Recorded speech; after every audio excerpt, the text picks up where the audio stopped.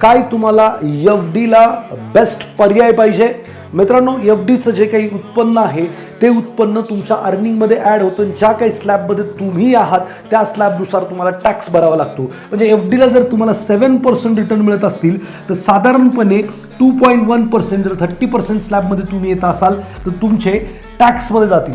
पण SIF नावाचा जो नवीन प्रकार आला आहे ज्याच्यामध्ये साधारणपणे 65% टू 75% आर्बिट्राज होणार आहे. आर्बिट्राज म्हणजे जागेवरती प्रॉफिट बुक होणार आहे, जेणेकरून याच्यामध्ये 6% वार्षिक रिटर्न बनवले जातील आणि हेजिंगच्या टूलमुळे 2 ते 3% रिटर्न मिळू शकतील. असे 9% रिटर्न तुम्हाला SIF या नवीन इन्स्ट्रुमेंटमध्ये मिळणार आहेत.